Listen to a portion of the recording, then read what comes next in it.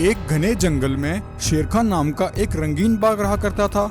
शेर खान बाघ बहुत ही शक्तिशाली और ताकतवर था। वह अपने आसपास के जंगलों में सबसे होशियार और ताकतवर राजा था। उसके पास कुछ अद्भुत जादुई शक्तियां थीं। शेर खान बाघ अपनी उन शक्तियों का कभी गलत फायदा नहीं उठाता था, बल्कि उन शक्तियों से जंगल के जानवरों की रक्षा करता था। इसलिए जंगल के सभी जानवर शेर खान बाघ को अपना मसीहा मानते थे। जब भी जंगल पर कोई मुसीबत आती तो शेर खान बाघ बिना डरे उस मुसीबत का सामना करता था। इसलिए जंगल के सभी जानवर शेर खान बाघ के राज में बहुत ही खुश थे और हंसी खुशी उस जंगल में बड़े मजे से रह रहे थे।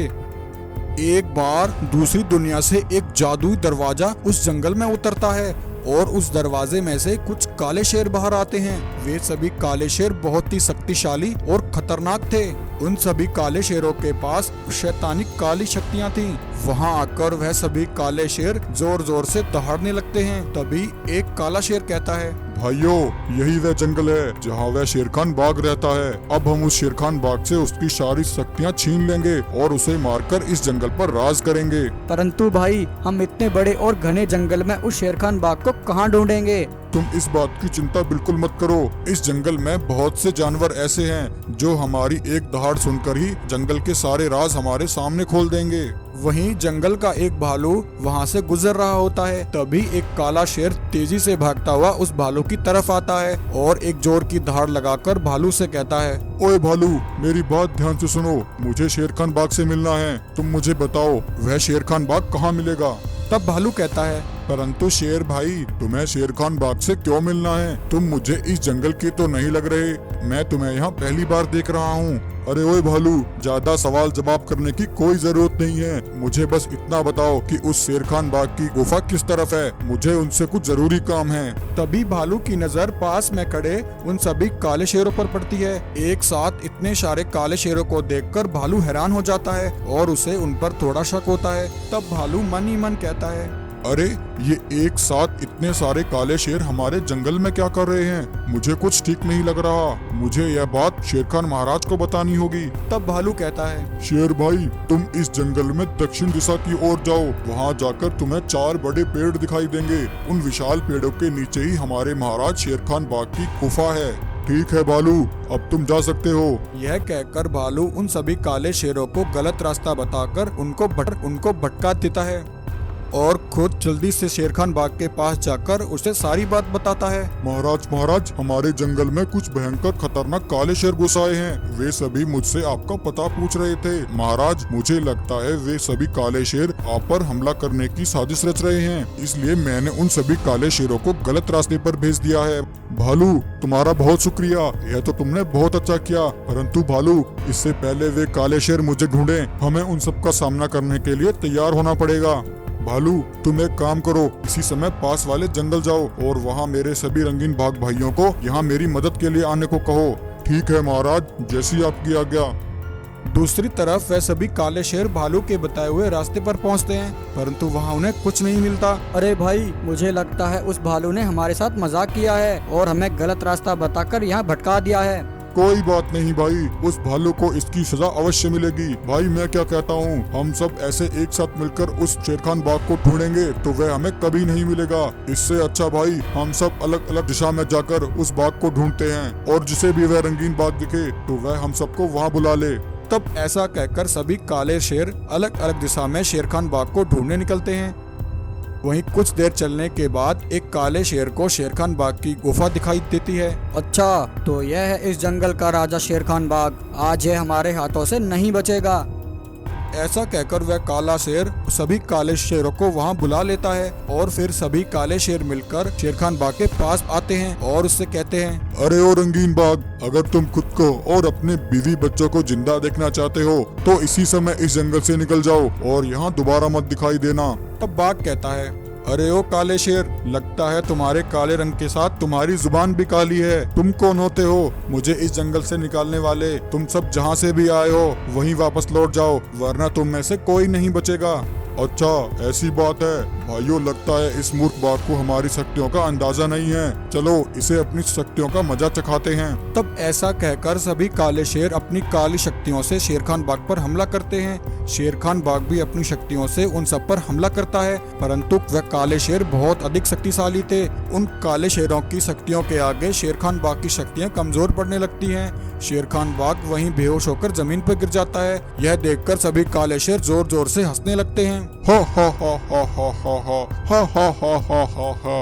अरे भाइयों यह शेर खान बाघ तो इतनी जल्दी ही हमसे हार गया। हा हा हा हा हा हा। तभी वहाँ एक जादुई दरवाजा प्रकट होता है और उस दरवाजे में से कुछ जादुई रंगीन बाघ बाहर आते हैं। तब उनमें से एक रंगीन बाघ अपनी शक्तियों से शेर खान बाघ को वापस ठीक कर देता है।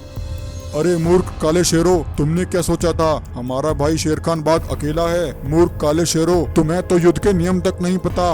लड़ाई हमेशा बराबर की होती है। अब हम तुम्हें दिखाते हैं युद्ध कैसे लड़ा जाता है। ऐसा कहकर सभी रंगीन शेर अपनी जादुई शक्तियों से काले शेरों पर हमला करते हैं और सभी अपनी शक्तियों से उन सभी काले शेरों को वहीं जलाकर भस्म कर देते हैं। इस तरह शेर खान बाघ अपने सभी रंगीन बाघ भाइयों की सहायता से अपने जंगल को काले शेरों के कहर से बचा लेता है। तो प्यारे दोस्तों, अगर आपको आज की हमारी कहानी अच्छी लगी हो तो वीडियो को लाइक करें, शेयर करें और ऐसी इंटरेस्टिंग और मजेदार कहानियाँ देखने के लिए हमारे चैनल को सब्सक्राइब करें।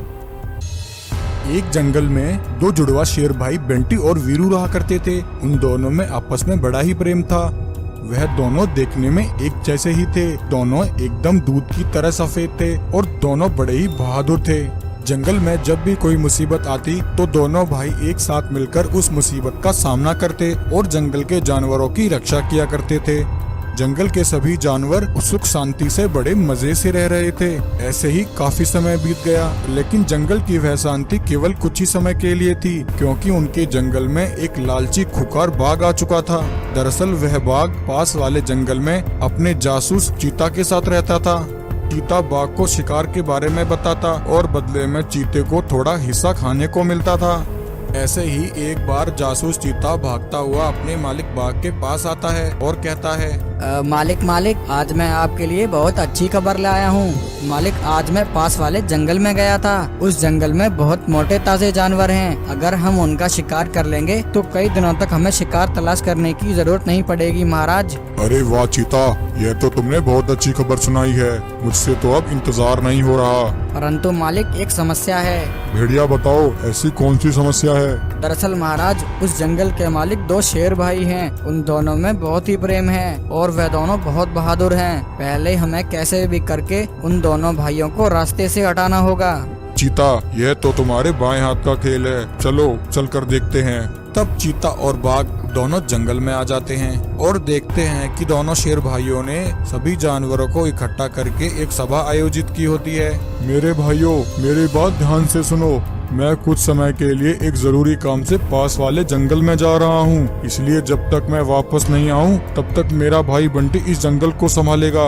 यह सुनकर चीता मन ही मन खुश होता है। अरे मालिक, अब तो हमारा काम और भी आसान हो गया। अब आप देखिए मैं कैसे इन दोनों भाइयों को बेवकूफ बनाता हूँ। तब सिम्बा जरूरी काम से पास वाले जंगल में चला जाता है। तब रास्ते में उसे चीता और बाघ मिलते हैं। महाराज, हमने आपके जंगल का बड़ा नाम सुना है, इसलिए हम यहाँ आपके जंगल में आए हैं। हम दोनों आपके जंगल के जानवरों के साथ कुछ दिन बिताना चाहते हैं महाराज, अगर आपकी इजाजत हो तो।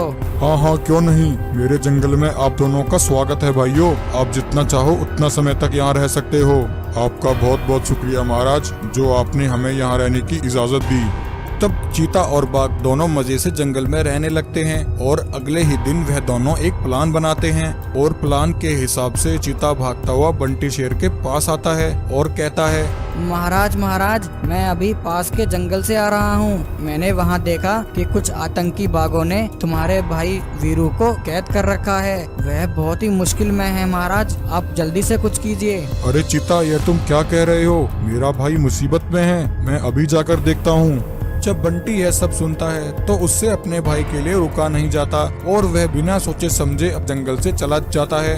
तब पीछे से चीता और बाघ सभी जंगल के जानवरों को इकट्ठा करते हैं और कहते हैं, भाइयों, मेरी बात ध्यान से सुनो। तुम्हारे जंगल के वे दोनों जुड़वा भाई इस जंगल को छोड़कर भाग गए हैं, इसलिए आज से इस जंगल का राजा मैं हूँ और यह चीता मेरा सेवक है। उधर जब बंटी अपने भाई वीरू को बचाने के लिए पहुंचता है तो वह देखता है कि कुछ शिकारी बाघों ने उसके भाई को पिंजरे में कैद कर रखा है। बंटी जैसे ही अपने भाई को पिंजरे से निकालने की कोशिश करता है, तभी वह शिकारी बाघ उस पर हमला कर देते हैं और बंटी को भी उसके भाई के साथ पिंजरे में कैद कर देते हैं। यह सब उस बाघ और चीता का किया धरा था। वह सभी शिकारी बाघ उस लालची बाघ के ही सैनिक थे। बाघ ने ही अपने शिकारियों से कहकर वीरू को पिंजरे में कैद करवाया था और बाकी रही कसर चीता ने पूरी कर दी थी। और अब चीता और बाघ जंगल में मजे कर रहे थे। वह जानवरों से भोजन मंगवा कर खाते और उन पर अपना हुक्म चलाते थे। परंतु वहीं बंटी और वीरू भी बहुत बहादुर थे। वह दोनों ऐसे हाथ पर हाथ धरे तो बैठे नहीं रह सकते थे। जब शिकारी बाघ वहां से चले जाते हैं तब दोनों भाई हिम्मत करके उस पिंजरे के दरवाजे को तोड़कर खुद को आजाद कर लेते हैं और उसी समय भागकर अपने जंगल आ जाते हैं और उस लालची बाघ पर हमला करके उसकी जीवन लीला वहीं समाप्त कर देते हैं। तब डरा और सहमा हुआ चीता जो कुछ भी हुआ वह सब जानवरों को बताता है। फिर उस जंगल के राजा बंटी और वीरू दोनों शेर भाई चीता को सजा सुनाते हैं और उसे उसी पिंजरे में कैद कर देते हैं और खुशी खुशी फिर से अपने जंगल में